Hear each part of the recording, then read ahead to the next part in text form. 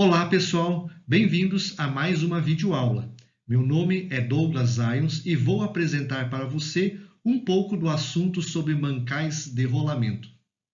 Esses elementos são disponíveis em vários modelos e configurações diferentes e são empregados em diversos tipos de máquinas e equipamentos para assegurar o movimento de eixos e árvores. O termo mancal de rolamento é usado para descrever aquela classe de mancais onde o esforço principal é transmitido através de elementos de contato rolante. Esses elementos podem ser as esferas ou então o rolo, que pode ser rolo cilíndrico ou rolos cônicos.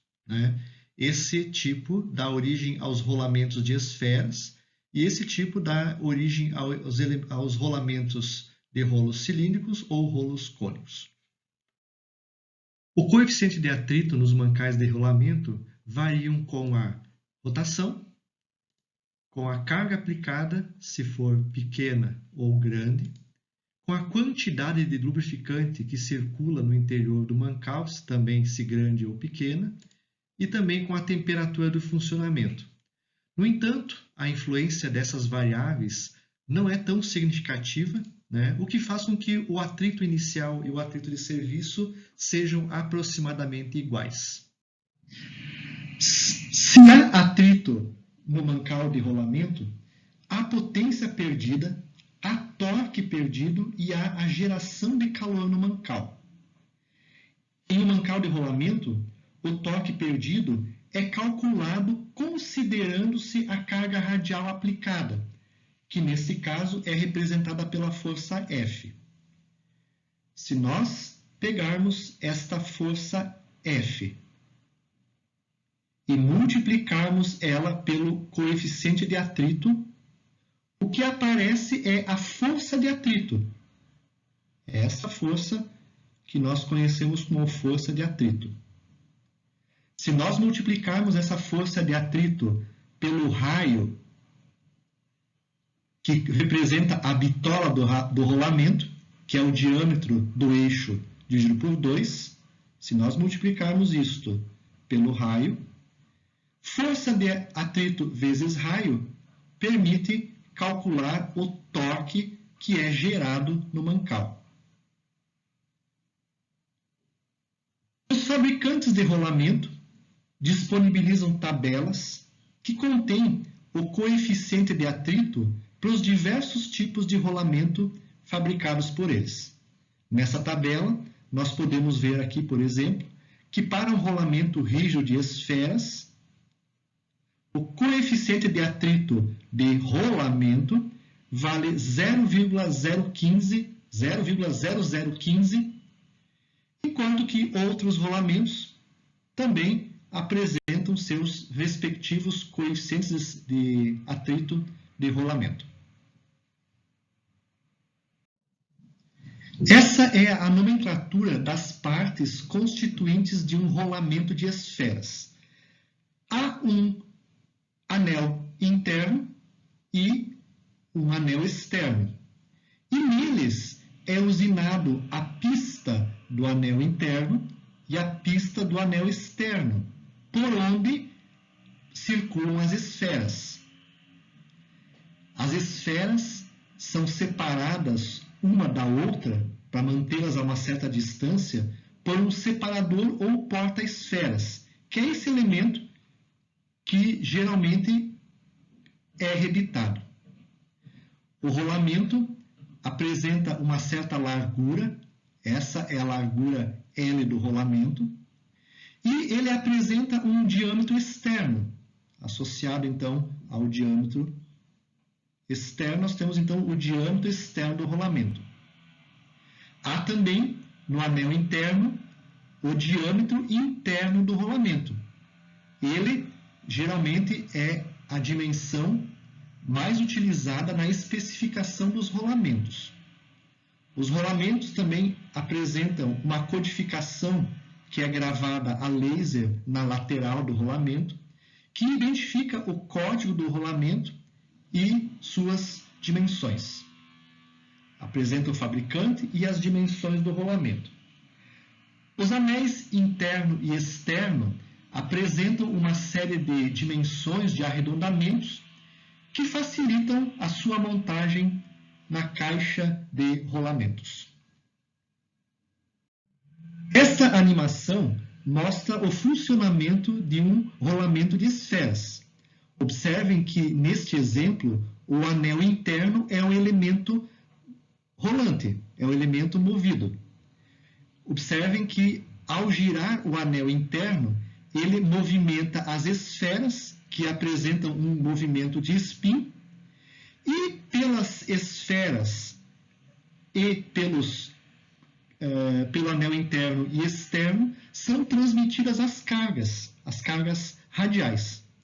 Então, a capacidade de carga, de transmissão de carga de um rolamento, depende do número de esferas presentes no rolamento. Quanto mais esferas, maior a área de contato entre as esferas e as pistas do anel interno e externos, e, como consequência, maior é a capacidade de transmissão de carga do rolamento. Esses são os tipos de rolamento de esferas disponíveis. Nós temos os rolamentos de pista profunda, que são os rolamentos de esferas, rígido de esferas, certo? É o primeiro que está colocado aqui. Nós temos os rolamentos com rasgo de enchimento. Como eu falei anteriormente, a capacidade de um rolamento está associada com o número de esferas do rolamento. Se nós tivermos nas pistas do anel externo e interno um rasgo que permite o enchimento, os rolamentos são montados, então, a partir desse rasgo de enchimento, e, com isso, há a possibilidade de colocar mais esferas no interior do rolamento. Com isso, aumenta a capacidade de carga do rolamento. O rolamento, esse tipo de rolamento, eles admitem quase que, na sua totalidade, muita força radial. O rolamento rígido de esferas também, ele suporta uma quantidade de cargas de força radial muito grande e suportam uma capacidade menor de força axial. Há o rolamento de contato angular. Vejam que nesse tipo de rolamento há um contato lateral aqui com a pista, né, com a pista do anel externo, tá? E esse tipo de rolamento, ele tem uma capacidade de transmissão de força axial um pouquinho maior. A força axial que é aplicada no eixo, ela é transmitida para a pista, para o anel interno. O anel interno, por sua vez, transmite essa carga para a esfera, que por sua vez, então, transmite a carga para o anel externo. Então, devido a esse contato lateral, há uma possibilidade desse rolamento transmitir também um pouco de força axial, mas ele também é projetado para transmitir uma grande força radial. Dos rolamentos de esfera, há então aqueles que podem apresentar blindagem. Pode existir aqueles que são hermeticamente selados e eles apresentam o lubrificante geralmente para a sua vida toda. Então, com blindagem, ele impede a entrada de contaminantes externos no interior do rolamento. O hermético também. E já possui também a graxa, né, o lubrificante para toda a sua vida. Esses rolamentos rígidos de contato angular, eles não permitem que o eixo possa sofrer pequenos desalinhamentos. Quando eu preciso, na minha máquina, que eu estou projetando, que os rolamentos apresentam pequenos desalinhamentos, nós devemos, então, utilizar rolamentos autocompensadores. Esses rolamentos autocompensadores, por exemplo, olhando inicialmente este rolamento aqui, se vocês olharem, a pista do anel externo, ela é uma pista esférica. Com isso, todas essas esferas podem se movimentar nessa pista, permitindo com que o eixo apresente pequenos desalinhamentos. Então, todo esse conjunto se movimenta sob a pista do anel externo. Este rolamento aqui já é um rolamento autocompensador externamente.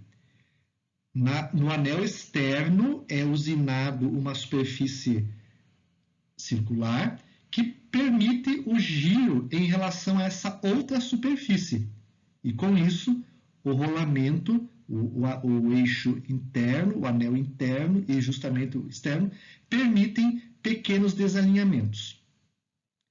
Quando nós precisamos de cargas mais elevadas, como a capacidade de carga depende do número de esferas, nós podemos utilizar rolamentos que têm carreira dupla de esferas. Então, a capacidade de carga desse rolamento aumenta, certo? Esses rolamentos que eu falei para vocês aqui são rolamentos de esferas, todos eles destinados principalmente a suportar forças radiais. Agora, podemos ter também máquinas que precisam suportar forças axiais grandes.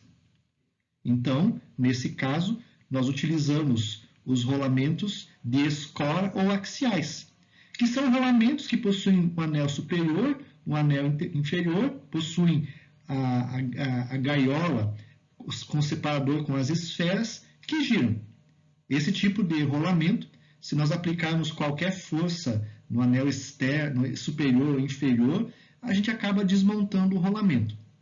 Sempre que se nós usarmos os rolamentos de escora ou axial, sempre que eu usar um desses rolamentos, eu preciso colocar junto no conjunto um rolamento radial para suportar a carga radial. Então, esses são alguns rolamentos que estão disponíveis aí pelos fabricantes de rolamentos para que nós, engenheiros mecânicos, possamos projetar as nossas máquinas. Há também os rolamentos de rolos. Aqui nós temos a nomenclatura que é aplicada a esse tipo de rolamento. Nós sabemos que o rolo pode ser um rolo cilíndrico ou um rolo cônico. E para esse, então, é apresentada aqui a sua nomenclatura. Vejam que existe inicialmente o elemento rolante, o rolo. Esse rolo pode ser cilíndrico ou cônico. O rolamento, então, de rolo cônico, ele apresenta, então, aqui uma capa, apresenta um cone. E associado, então, a esses componentes, existe, então, o comprimento do cone, que é essa dimensão aqui, a dimensão B. Existe o comprimento da capa, largura C. Existe o diâmetro externo da capa. E também existe o diâmetro interno Dzinho. Novamente, na maior parte das vezes, a especificação do rolamento está associada com esta dimensão, com a dimensão interna, que está associado com a dimensão de um eixo. Há vários elementos e faces na capa e no cone, que são utilizados para auxiliar a montagem do rolamento. Aqui, por exemplo, nós temos alguns tipos, então, de rolamentos. Esse é o rolamento de rolos cilíndricos. O elemento rolante está aqui. Há a pista, então, as pistas do rolamento. E este rolamento, sua característica é que ele suporta somente cargas radiais. As capacidades de transmissão de carga dele a capacidade é suportar força radial. Se vocês olharem aqui, nesta região, ó, se por um acaso nós aplicarmos alguma força axial nesse sentido, ocorrerá a desmontagem do rolamento. Então, ele trabalha exclusivamente com força radial. Há o rolamento de rolos esféricos, que é de escora, ele é um mancal axial. E esse tipo de rolamento suporta somente força axial, não suporta forças radiais. O elemento rolante é um elemento com superfície esférica. A superfície esférica em relação à cônica e à cilíndrica é maior, o que permite maior capacidade de carga. Esse aqui também, o terceiro aqui, é um rolamento cônico de escora. Então, ele é cônico, o elemento rolante é um cone, certo? E ele suporta forças axiais. Nenhuma força radial pode ser aplicada a ele, caso contrário, ele se desmonta. Dos rolamentos de rolos cilíndricos, há aqueles desse tipo, que são os rolamentos de agulhas, onde a agulha é um cilindro, só que com um diâmetro mais reduzido. Então, esse tipo de rolamento, ele é aplicado geralmente quando eu tenho espaço reduzido. Então, ao invés de usarmos um rolo como esse, a gente usa um rolo com diâmetro menor. Nós podemos colocar mais agulhas no interior do rolamento. E geralmente nesse tipo de rolamento de agulhas, a gente acaba dispensando um dos elementos, ou o anel interno ou o externo. Por exemplo, nesse caso, não há a capa. Então, nós podemos usinar na própria carcaça da máquina, usinar um orifício, mandrilar um orifício, por exemplo, ali, e retificar e colocar diretamente as agulhas girando em cima da carcaça da máquina usinada. Então, com isso, eu reduzo o espaço ocupado pelo rolamento. Há também aqui o rolamento de rolos cônicos. Tá? Ele suporta, então, forças axiais. E aqui também um rolo cônico com grandes ângulos. Então, aqui, ó, tá? Também suporta forças axiais nesse sentido dado aí no desenho. Então, esses são alguns tipos de rolamentos que ocupam, então, o elemento rolante rolo para transmitir a carga entre os anéis, entre a capa e o anel externo. Os rolamentos podem suportar cargas radiais ou cargas axiais. Então, imagine aqui um esquema onde mostra um eixo, certo? E os apoios correspondem aos rolamentos, aos mancais de rolamento. Então, em um eixo, nós podemos ter forças aplicadas em diversos sentidos. Podemos ter forças aplicadas unicamente num eixo Y, como por exemplo essa aqui. Podemos ter forças aplicadas exclusivamente num eixo X, como essa aqui, por exemplo. Ou podemos então ter forças que acabam tendo componentes na direção X e também na direção Y. Bom, com essas forças que são aplicadas no eixo e as suas posições em relação aos mancais da máquina, vamos imaginar aqui o mancal A e o mancal B da máquina, a gente usa a mecânica estática e calcula as reações de apoio. Por exemplo, aqui nós vamos ter uma reação RA em Y, e aqui, neste apoio simples, teremos uma reação RB na direção Y.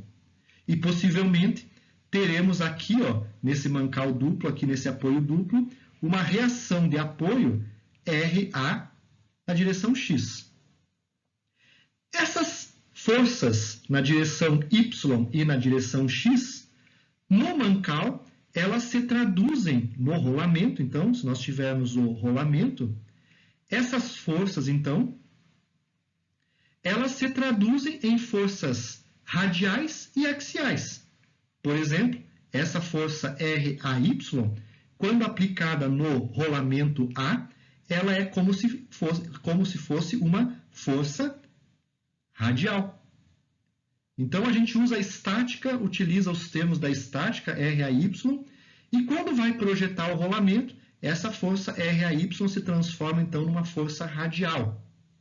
A mesma coisa no apoio B. Essa força RBY no mancal B vai ser uma força radial. Mas há também as forças axiais, que no caso aqui estão saindo aqui do plano do slide, tá? Que vão existir também forças axiais. Então, essa reação RAX no rolamento, ela se traduz como uma força radial.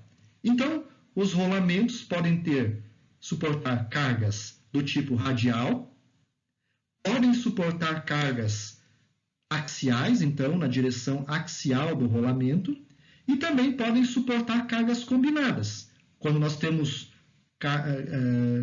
cargas inclinadas em relação ao eixo, as componentes dessa carga podem gerar reações na direção axial e também reações na direção radial. Os rolamentos podem ser montados também em pares.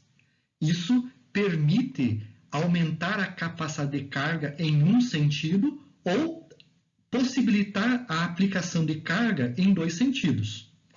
Aqui nós temos inicialmente uma montagem com a disposição de dois rolamentos de contato angular na disposição em tandem.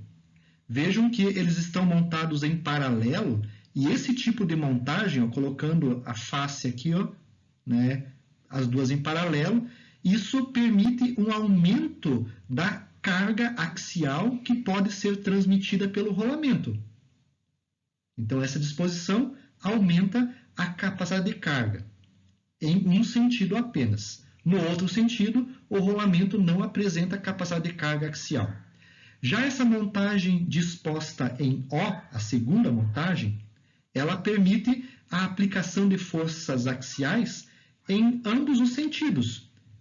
Cada um dos rolamentos, então esse primeiro rolamento suporta a força axial nesse sentido e o segundo rolamento suporta a força axial no outro sentido. No caso da necessidade de ter forças axiais em ambos os sentidos, nós podemos utilizar a disposição em O ou a disposição em X. Vejam aqui agora que este rolamento 1 suporta a força nesse sentido e este rolamento 2 suporta a força no sentido contrário. Ambos, então, disposição O e disposição em X, permitem a aplicação de cargas em dois sentidos. Só que este rolamento na disposição O apresenta uma montagem mais rígida do que a disposição X, certo? Essa rigidez está associada com o movimento, com a deformação dos eixos. Em sala de aula, nas aulas presenciais, eu sempre solicitava a um colaborador da turma para ser um exemplo. E eu colocava sempre um dos meus alunos, de pernas abertas ou então de pernas fechadas para fazer a demonstração da rigidez. No caso aqui, consegui apenas essas figuras da internet para poder representar esse caso. Imaginem que nós temos duas pessoas. No primeiro caso, se eu aplicar uma força lateral a essa pessoa, a força axial. Então vejam que pela disposição das pernas, há uma rigidez maior. A reação a essa força que eu aplicar aqui vai ser muito maior. É uma montagem mais rígida. No entanto, se eu pegar um segundo caso com pernas cruzadas, a disposição em X, se eu aplicar uma força lateral aqui na pessoa, o que acontece? A pessoa não consegue se manter em pé. Qualquer força que eu coloco aqui, eu consigo tombar a pessoa, tombar o rolamento, movimentar o rolamento. Então, para essas condições, certo? Levando isso em consideração, tá? A gente pode, então, perceber que a montagem em O, certo? Garante maior rigidez do que a montagem em X. Esses são dois rolamentos axiais de esfera e eles suportam exclusivamente forças axiais. Qualquer força radial que é aplicada sobre o rolamento faz com que ocorra a separação desse anel superior com relação ao anel inferior e com relação às esferas. Então, forças radiais nesse tipo de rolamento, tá, não são conseguidas. Reação a forças radiais não são conseguidas, não são obtidas a partir desse tipo de rolamento. O projeto de um rolamento, geralmente, ele envolve o conhecimento das cargas radiais e axiais que são aplicados no rolamento, as reações de apoio que ocorrem no mancal, e também depende de uma vida que será especificada pelo projetista. Bom, aí então o rolamento possui uma certa vida, que é a vida de um rolamento. E essa vida de um rolamento, ela corresponde então à vida individual de um rolamento. Ela é definida como o número de revoluções, número de voltas que esse rolamento dá. Ou também ela pode ser especificada em um certo número de horas que esse rolamento trabalha a uma certa velocidade constante. Esse rolamento deve suportar o carregamento sem apresentar nenhum sinal de fadiga. Se eu tiver, então, um rolamento, se esse rolamento, então, está trabalhando, sujeito a um certo carregamento, no momento que ele, se eu estiver verificando o número de horas de funcionamento ou o número de voltas que esse rolamento dá, voltas ou horas, tá? No instante que ocorre o primeiro sinal de fadiga do rolamento, na pista do anel interno, anel externo ou na esfera, esse ponto corresponde ao fim de vida do rolamento. Quando ocorre o primeiro sinal de fadiga, esse é o momento que acabou a vida do rolamento. É claro que o rolamento ainda pode operar por um bom tempo, tá? Mas, pelas normas, este é o ponto de fim de vida útil do rolamento. Essa é uma curva típica que representa a vida de rolamentos. A curva apresenta no eixo X a vida, dada em horas ou ciclos de aplicação de carga, e no eixo Y o percentual de mancais em operação, ou seja, uma probabilidade. Na realidade, essa curva representa alguma distribuição de probabilidade. Possivelmente seja a distribuição exponencial ou a distribuição de Weibull. Nela, os fabricantes definem dois pontos. O primeiro ponto, chamado vida L10, é uma vida que 90% dos rolamentos excede sem que ocorra o primeiro sinal de falha. E o segundo ponto, representa a vida mediana, que é a vida que 50% dos rolamentos atinge ou excede antes que ocorra o primeiro sinal de fadiga no rolamento. Bom, então, se nós olharmos aqui, tomarmos como um exemplo, pegarmos aqui para 90% de probabilidade, traçarmos uma linha até a curva, traçarmos outra até o eixo da vida.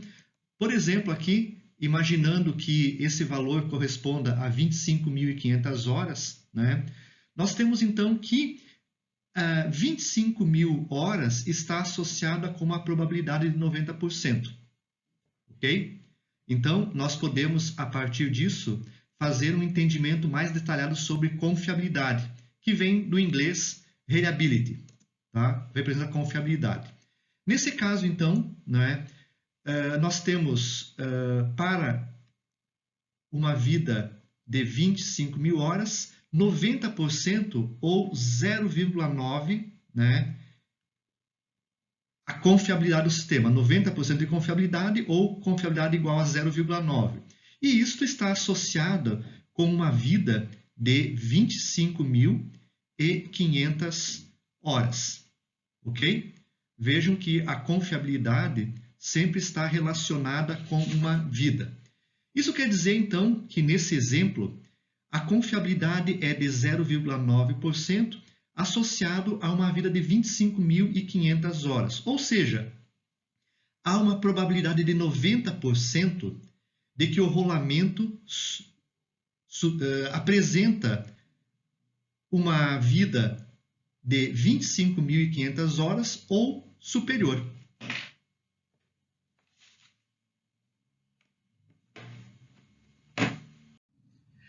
A seleção do tamanho do rolamento é realizada segundo um método apresentado pela ISO. A ISO geralmente utiliza essa expressão ou essa para fazer a seleção do rolamento. Nessa primeira expressão, as duas são equivalentes, nós temos aqui relacionado o L, que representa a vida nominal do rolamento, dada em milhões de revoluções, milhões de voltas. Essa fórmula relaciona o C, que é a capacidade básica de rateio, ou capacidade dinâmica específica do rolamento, que é fornecida pelo fabricante do rolamento para cada tipo e modelo de rolamento. E essa fórmula também relaciona a carga radial dinâmica equivalente do rolamento, que é a carga de serviço atuante no nosso rolamento. Ela é uma carga radial dinâmica equivalente. Tá? E na fórmula também é levado em consideração este Pzinho aqui, que é um fator que está associado. Esse fator será 3 quando nós estivermos selecionando rolamentos de esferas, certo? Ou será 10 dividido por 3, ou seja, 3,3333, quando os rolamentos forem rolamento de rolos. Certo? Aqui, então, essa mesma fórmula é reescrita de uma outra forma, tá? A mesma fórmula é reescrita em termos de C, onde a capacidade de rateio do rolamento necessária é função, então, da vida desejada, é função, então, da carga de serviço aplicada e também do fator P do tipo de rolamento. Então, geralmente é essa expressão, essa segunda expressão de C, que é usada para a seleção do rolamento. O nosso P, pessoal, é uma carga de serviço equivalente. Nós sabemos que um rolamento ele pode estar sujeito a uma força axial e também a uma força radial. Então, uma é radial e outra axial. Ambas estão, a 90 graus uma da outra em relação ao rolamento. E aí, então, este P, ele é uma carga equivalente, é uma carga dinâmica equivalente. O P, ele vai ser função da intensidade da força radial, da força axial e do tipo de rolamento. Aí, então, usando os catálogos de fabricante, as recomendações de cada fabricante, nós vamos calcular esse P. E vamos supor que esse P seja uma única carga radial que é aplicada no nosso rolamento. E aí, então, vamos fazer a seleção do rolamento baseada somente nesta carga radial dinâmica equivalente, que corresponde a uma carga equivalente entre a força axial e força radial. É como se essa carga P promovesse a mesma intensidade de força do que as duas cargas radiais e axiais juntas no rolamento. São equivalentes. E nesse slide, nós podemos ver uma especificação de um fabricante, identificando nessas tabelas a capacidade de carga dinâmica de um rolamento. Esse é um rolamento rígido de esferas, certo? Aqui há todas as dimensões do rolamento. E aqui abaixo há uma tabela que nos mostra as dimensões principais do rolamento. A principal dimensão é o diâmetro interno do rolamento, certo? E esse rolamento, então, a tabela que está colocada aqui se refere a um diâmetro de um rolamento com 35 milímetros, certo? Nós temos aqui nessa tabela a designação dos rolamentos que esse fabricante disponibiliza para nós. Então, todos esses valores aqui, ó, correspondem à designação do rolamento, certo? Temos um outro grupo de dimensões também colocados aqui nessa lateral direita, certo? Vejam que nós temos aqui a massa do rolamento, temos as velocidades onde são usados graxa e óleo para lubrificar o rolamento, tá? E aqui, então, nós temos a dimensão D, diâmetro interno, a dimensão externa do rolamento e a largura do rolamento. Então, ó, largura B, a dimensão externa e o Dzinho. E nesta coluna, então, nós temos a capacidade de carga dinâmica deste rolamento. Então, por exemplo, se nós pegarmos aqui o primeiro rolamento, esse aqui, ó, o rolamento 61807, certo? Se nós olharmos para esse rolamento, que tem certas dimensões, se nós chegarmos até esse ponto, nós vamos identificar que esse rolamento possui uma capacidade de carga dinâmica de 4.750 newton. Então, esta capacidade de carga dinâmica vai ser a capacidade, vai ser o elemento que eu vou utilizar para fazer o dimensionamento, melhor, a seleção desse rolamento. Então, juntamente com a vida e com a carga dinâmica equivalente radial do rolamento, nós vamos verificar isso.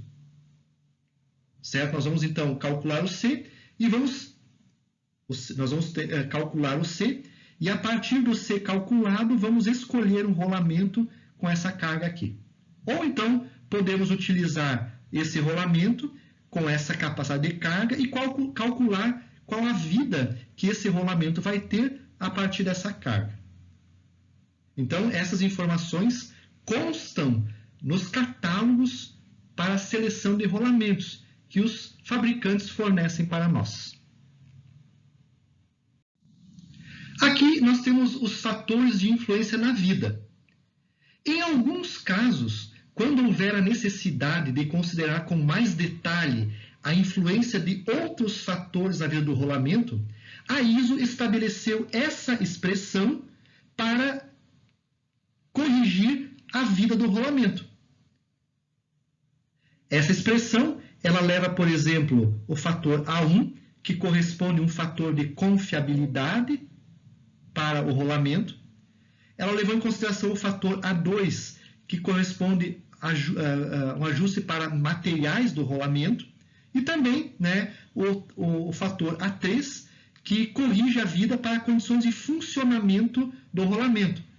Por exemplo, no caso, no A3 aqui, se o rolamento funciona em certos períodos com uma velocidade de rotação, depois funciona numa velocidade de rotação maior, depois volta à rotação anterior. Esse fator A3 permite corrigir essas condições de funcionamento, por exemplo. Tá? Então, se eu preciso ajustar a minha vida do rolamento, é essa expressão que é usada, então, para esse ajuste. A carga radial dinâmica equivalente de um rolamento, ela pode ser calculada a partir dessas duas expressões aqui.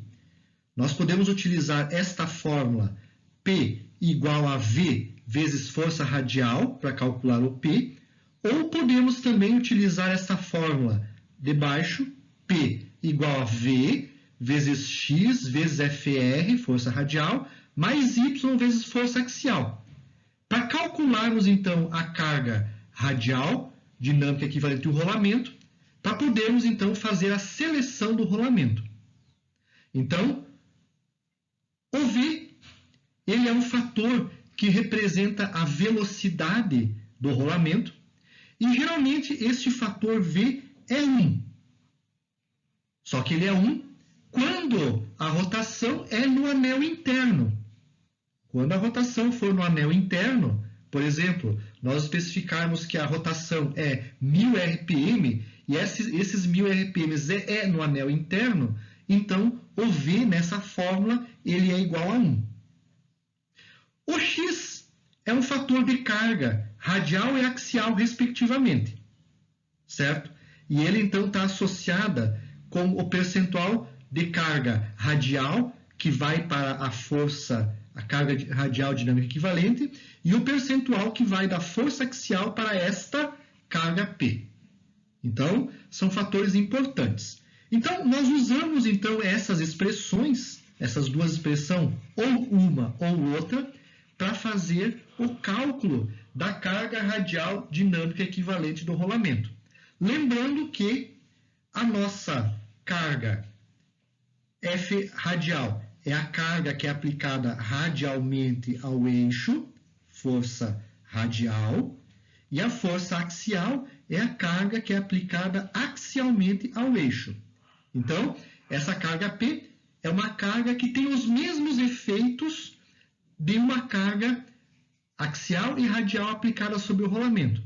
Então, quando nós vamos fazer o projeto do sistema, usando a equação para cálculo da carga de rateio, ao invés de usarmos o FA e o FR, simplesmente nós vamos colocar uma única força, que é o P aplicado, uma carga radial equivalente aplicada no rolamento, para fazermos os devidos cálculos.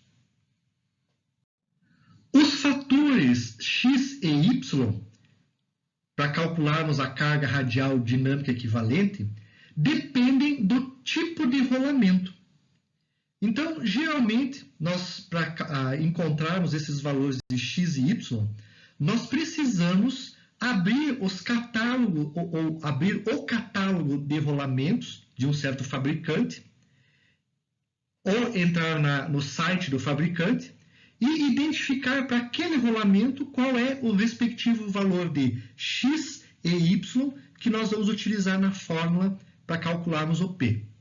Então, aqui nós temos uma transcrição do rolamento de contato angular da SKF Rolamentos, do catálogo físico deles, onde 2 páginas antes de iniciarem as especificações das dimensões do rolamento, existe esse item aqui, ó, intitulado como carga dinâmica equivalente no rolamento. E logo em seguida vem a carga estática equivalente no rolamento. Bom, o que nos interessa então é esse primeiro item aqui nesse momento. Então, por exemplo, a SKF, ela especifica o seguinte, ó, para rolamentos das execuções B e BE montados individualmente ou em pares em tandem, vale essas 2 fórmulas aqui, ó. O P igual a FR, quando a relação entre a força axial e radial do rolamento for menor do que 1,14, ou o P vale então o quê? 0,35 da força radial mais 0,57 da força axial, quando a relação entre força axial e força radial for maior que 1,14. Então, nessa parte do catálogo, o fabricante especifica o valor de X e Y. Se nós fizermos uma analogia com a fórmula anterior, vocês vão ver que este valor aqui é o fator X e o 0,57 é o fator Y, usado na expressão então. Então, em primeiro lugar, a escolha da fórmula depende da relação FA sobre FR, e depois, então, se nós usarmos a segunda expressão, o X é 0,57 e o Y vale, o X vale 0,35 e o Y vale 0,57. Nessa equação de cima, o X vale 1 e o Y vale 0. A expressão é mais ou menos igual a essa aqui, ó. P igual a 1 FR mais 0 FA. O Y vale 0 e o X vale 1 para essa expressão aqui em cima. Se os rolamentos estiverem montados em O ou em X, ó, no segundo caso, vale outras formas. Ó, o P vale 0,57, o X vale 0,57 e o Y aqui vale 0,93. Na equação de cima, o X vale 1 e o Y vale 0,55. de acordo com essa relação aqui. Então, sempre nós vamos encontrar o valor de x e y para calcular a carga dinâmica equivalente de um rolamento nos catálogos do fabricante ou no site do fabricante. E aqui nós temos os fatores x e y para o rolamento rígido de esferas. Se nós consultarmos também o catálogo do fabricante do rolamento rígido de esferas, no caso da SKF, no catálogo físico, voltarmos 2 páginas atrás de onde iniciam as tabelas de dimensões do rolamento, para o rolamento rígido de esferas, nós vamos encontrar também, então, esse item aqui, ó, carga dinâmica equivalente. Aqui tem as fórmulas para o x e para o y. Vejam que, nesse caso, ele já fornece aqui o valor de x e y, tá? E vai existir um outro procedimento para determinar o valor de x e y dessas expressões aqui, ó. Eles vão ser função de um valor e, tá? Onde vai apresentar um outro conjunto de expressões matemáticas para calcular o e calcular o x e o y. Para fazermos o projeto de um rolamento, então, nós precisamos também de uma orientação, um guia, para definir qual deve ser a vida do rolamento. Então, a SKF, ela fornece uma tabela como essa aqui, que nos dá algumas indicações em função do tipo de máquina na qual o rolamento vai ser montado, onde ele vai ser colocado, em função do tipo de máquina, o catálogo, o fabricante nos dá algumas orientações da vida com que esse equipamento deve ter. Por exemplo, um eletrodoméstico, em geral, os rolamentos dele são projetados para uma vida LB10 de 300 a 3.000 horas de funcionamento. Já uma máquina, por exemplo, de uma celulose, o rolamento, ela trabalha 24 horas por dia, o rolamento, uma recomendação do fabricante, é que a gente projete esse rolamento para uma vida de 100.000 horas. Então, de acordo com o equipamento, os fabricantes dão orientações para nós selecionarmos o rolamento mais adequado, no caso aqui, em termos da vida. Os rolamentos também podem ser dimensionados a partir de uma carga estática, a partir da carga estática C0 requerida para um certo rolamento. Essa carga estática requerida, ela pode ser calculada a partir de um coeficiente de segurança S0, um coeficiente de segurança estático, e a partir da carga estática equivalente do rolamento. Aí, nós, usando o P0 ao invés do P, e um coeficiente de segurança, nós calculamos o C, e aí, então, podemos ir no catálogo do fabricante e, a partir do rolamento, identificar um rolamento que possua uma carga estática maior ou igual àquela calculada. Então, também há essa possibilidade de fazer o cálculo a partir da carga estática do rolamento. Os fabricantes também, eles fornecem algumas tabelas que nos dão algumas indicações do fator de segurança a ser usado em função do tipo de aplicação do rolamento. Então, aqui nesse caso, nessa tabela, nós temos aqui rolamentos em rotação, a exigência de giro silencioso, sem importância, normal, alto ou rolamentos que não giram, e aqui, então, os tipos de rolamento. E em função do tipo de operação do rolamento, para cada um dos rolamentos e tipo de vibração, tipo de operação, é dado um coeficiente de segurança recomendado ao rolamento, um coeficiente de segurança estático recomendado para aquele rolamento.